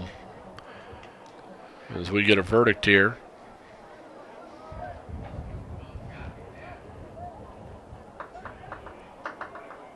Maybe it was a defensive hold. You talk about the weather as we wait for this. Oh, here we'll get the ruling. Pass interference. Defense. Number 39. Spot foul. Automatic first down. Logan Gibbs. Linebacker. So must have been through the middle there. That's the 4th time that we've seen pass interference called this afternoon between both teams. So an automatic first down for Wesleyan. They'll have the ball at the Morningside 37 with 2:10 on the clock here in the second quarter. Punch one in here before half, gain a little momentum, come back, hold them. A lot of football to be played yet. I know it's 50-12, but you got to find positives. You got to keep moving forward, and you get a whole entire half of football. It's not like we're 2 minutes left in the game here.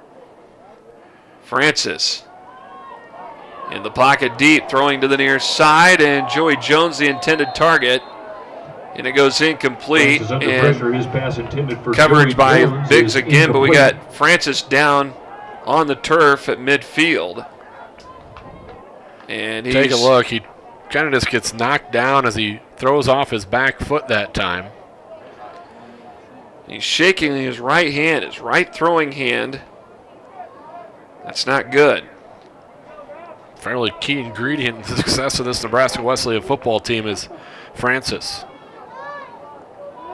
So the Prairie Wolves go to the line. Play clock down to 5.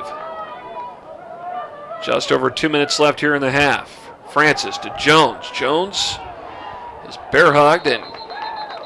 Well, and right there you see a run by Jones. They're mixing it up a little, trying to get a run, but I wonder if that run maybe wasn't more a product of the fact that Francis had his hand banged up in that last play. That's a very good possibility. Give him a chance to hand it off, feel it out, and then let's see if we can go back to the air here on 3rd down. Well, Larson coming back out. He's going to run into play from the sideline, so let's see what they do.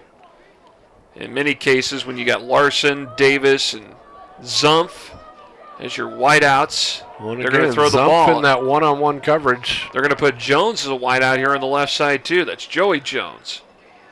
3rd down. Pass far side, up in the air. Zumpf makes the catch with coverage around him inside the 10.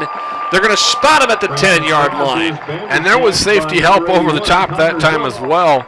That's good for yet another Nebraska Wesleyan. As Corey Ross said, he wanted to see that 45-inch vertical. We're seeing it here with Connor Zumpf, and that's what he does here. He just simply out-jumps Spain What concentration, though, to hang on to that one. Connor Zumpf putting on a clinic on that far side here the last couple of drives. That was a great catch.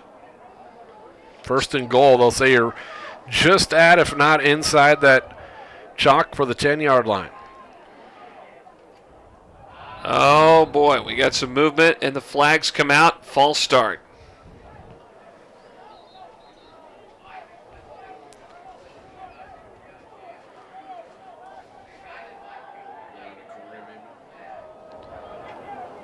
We'll check in with Corey Ross here in just a moment. In fact, Corey will try to catch up with head coach Brian Keller as they head to the locker room.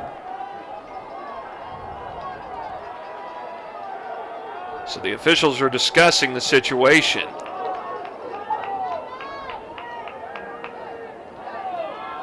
Lengthy discussion here. Boy. I mean, to me it looked like a false start. Yeah, I mean, it was pretty cut and dry.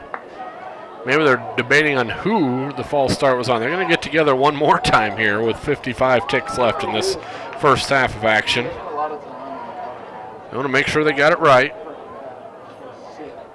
Here's the ruling.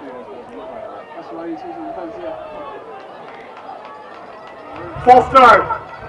Offense, number 81. The 5-yard penalty. Please set the game clock to 1:01. The previous play was out of bounds. Set the game clock at 1:01.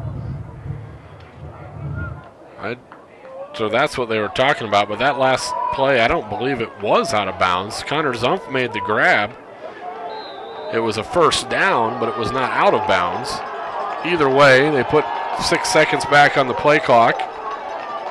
And Nebraska Wesleyan will have first and 15. First and goal from the 15. Francis looking to throw. Pass intended. They're cranking up the pressure now on Francis. Yeah. That time coming through and getting a little bit of a shot with Groenhagen.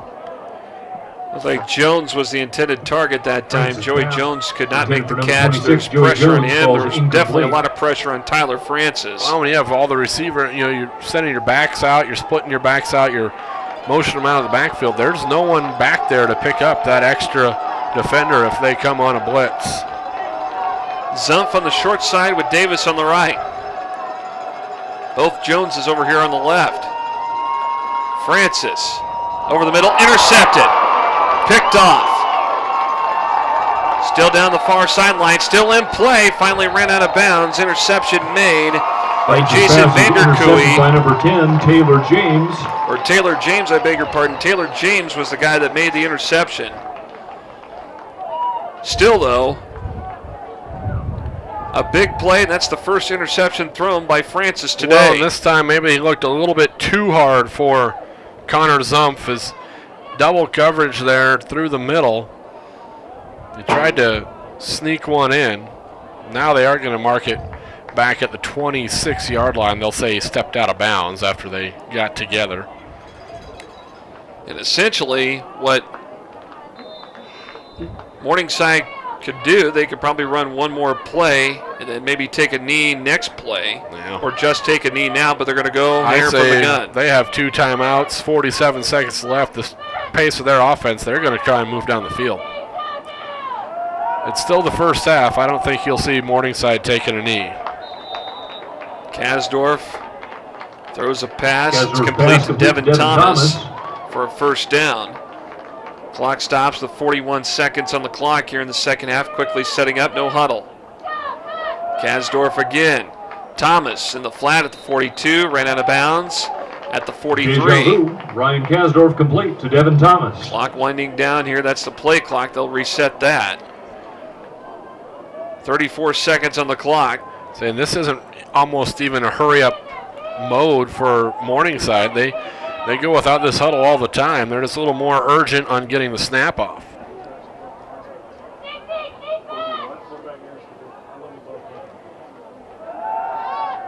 Kasdorf downfield. Thomas broken up by Eric Richards. Incomplete. Good coverage. Richards has done a good job over there on Thomas when he's been matched up with him. It's when Thomas gets matched up on a linebacker or good defense that they've really caused problems. You knew they'd take a shot to Thomas sometime. little stop-and-go move that time down the sideline. Second down. Wager has an opening. Shoemaker forces him out of bounds inside the 45. They'll spot him at the 44. At the very least, Morningside's hoping to get a field goal attempt out of that, or this. 21 seconds left. They still have 2 timeouts. Right there, they show you they can hit you with a little run, catch you off balance after you think they're going to be going up top. Wager able to get out of bounds and move the sticks. Cavan comes in. Wager will take a breather. So first down and 10.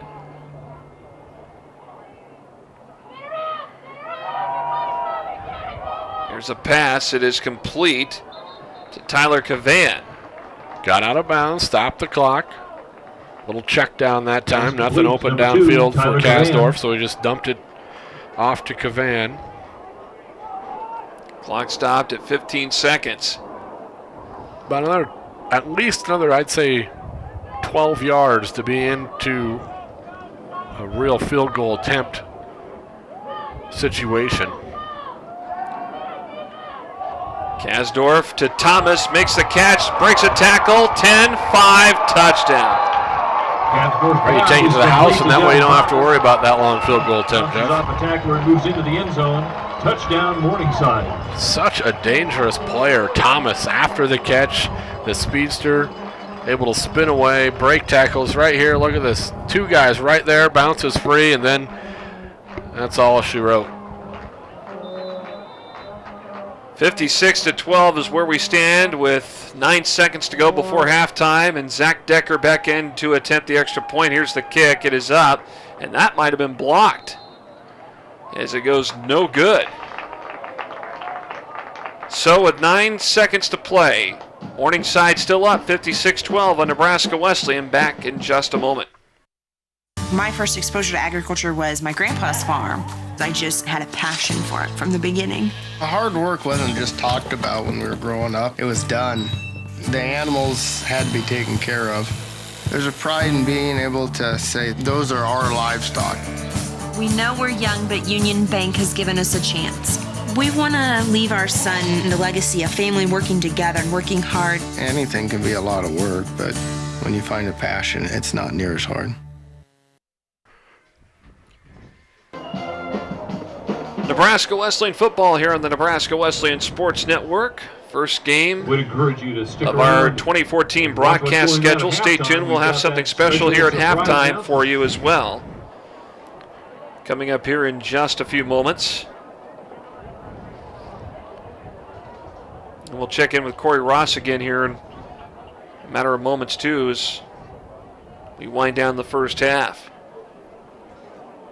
Just when it looked like Nebraska Wesleyan was going to cut into that big deficit, the turnover comes back to bite them as Morningside turns it into 7 points on a methodical drive down the field. I mean, everything from passing to running, they balanced it out totally. Very aware, got out of bounds when they needed to, stopped the clock in the right chances. I got to think we'll see a squib kick coming up here. Just kick to the up man again.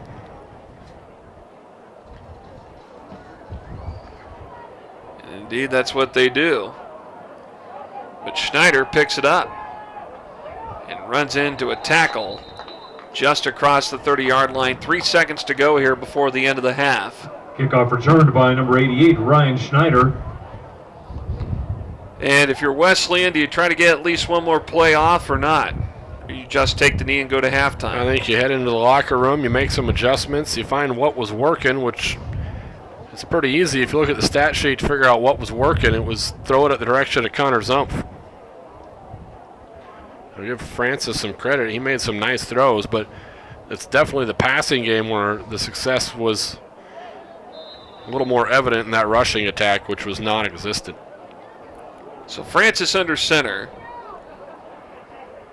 And they'll turn around and hand it off as Joey Jones gets the carry. Goes around right side, 35-40, busts ahead. Time runs out. Good little pickup from Joey Jones, and that's how the first half comes to a close here at Able Stadium. We're at the break. Nebraska Wesleyan trailing big in this one, 56-12. We still got another half to go here at Able Stadium.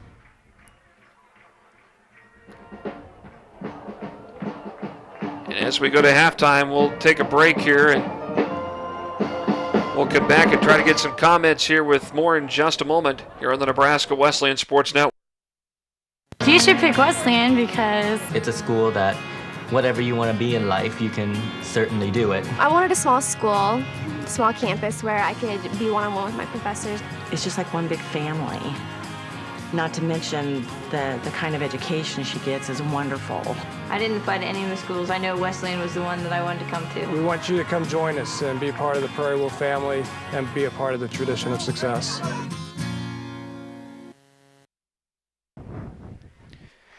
Back at Able Stadium here on the Nebraska Wesleyan Sports Network. There you see head coach Brian Keller. He'll come over and chat with Corey Ross, our sideline guy. Gentlemen, please turn your And right now, let's check in with Corey Ross and see what's going on right now. Let's head down to the sideline, talk to Corey and Coach Keller. Hey, here with Coach Keller here. Hey, Coach, looked like you found some rhythm over there in that second half. What do you have to do to keep up that momentum?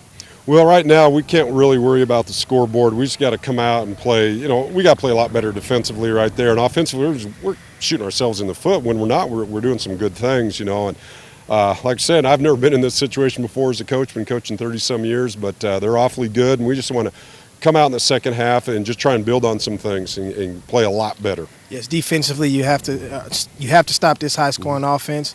What changes will you think you'll make, and what do you have to do? Main thing is we gotta buckle up and tighten up our chin straps and our shoulder pads and be able to tackle people. That's the main thing. Appreciate it, Coach. Right, Thank thanks, you. Corey. Back to you, Jeff and Lucas. All right, Corey, thanks a lot. We're at the break here at Able Stadium. Nebraska Wesleyan trailing Morningside here 56-12. And we got a special surprise here for you at halftime.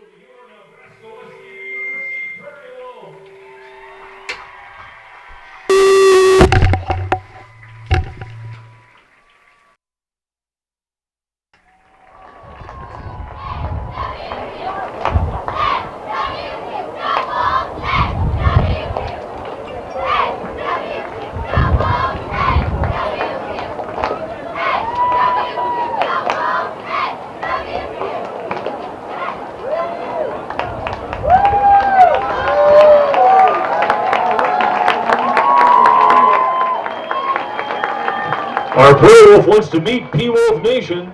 Following a performance by the Gold Rush dance team, head out to the Able Stadium entrance and give the Prairie Wolf a high five, get your picture taken, and welcome our mascot back to campus. For your halftime entertainment, please help me welcome the Nebraska Wesleyan Gold Rush. Today's halftime performance is choreographed by Stephanie Murray and sponsored by Universal Dance Academy.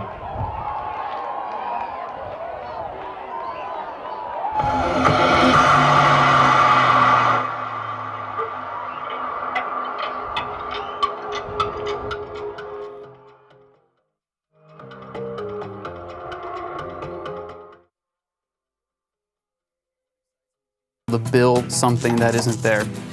We're not about following the norm, we're about creating. New concepts, they're always in the back of my head. The burger place that everybody wants it to be. It just went crazy, but it wasn't at a point that we knew it could fully support a new adventure.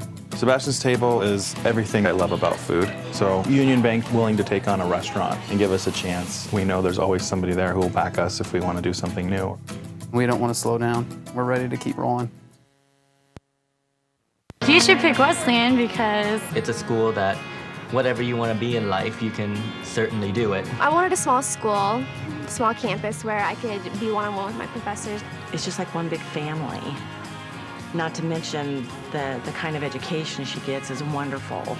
I didn't apply to any of the schools. I know Wesleyan was the one that I wanted to come to. We want you to come join us and be part of the Prairie Wolf family and be a part of the tradition of success. We're back at Able Stadium here on the Nebraska Wesleyan Sports Network here at halftime, joined by Nebraska Wesleyan University President Dr. Fred Oles. And Dr. Oles, thank you so much for joining us again here at halftime. Jeff, it's a delight to be with you for another season of Nebraska Wesleyan football. Thank you. And another season underway, of course, along with another school year here at Nebraska Wesleyan. Tell us some new things that are happening this year. Yes, sir. I'm delighted to say that our enrollment is strong and steady, Jeff. We've got several new programs. We have a new Bachelor of Science in Nursing, an MBA that just started that includes an MSN option for nurse administrators. We've also got a new general education curriculum that's been getting a lot of national attention, and then I would mention two facilities improvements. We've redone our Prairie Point Dining Center, and we've got a strength and conditioning center that's entirely redone thanks to the Gardner Foundation. And it's not just some new things here on this particular location, but your Omaha location seeing some new improvements too. That's right, Jeff. Nebraska Wesleyan has moved into a new instructional site right across Dodge Road from Boys Town in the First National Bank building. We've got 7 classrooms, 12 offices, a lot of study space, covered parking, 24-hour security, and the number of students is up considerably in Omaha. As always, everything looking up and up every time that we talk to you here at Nebraska Wesleyan, Dr. Thank you, Oles. Jeff. Yep, we're really pleased with how things are developing. Nebraska Wesleyan University President Dr. Fred Oles here with me at halftime at Able Stadium. We'll be back with more in just a moment on the Nebraska Wesleyan Sports Network. Hi, I'm Ryan with LES's Save Money, Saving Energy, and I wanted to share a hot tip about keeping warm in the wintertime. Instead of turning up your thermostat, turn on a portable space heater. After all, why heat your whole house when you only want the room you're in to be warm and toasty? Oh, that's too toasty. Don't touch that, Gracie. For more energy-saving tips like this, visit us at les.com or do a search for LES Video Vault on YouTube. We'll see you next time.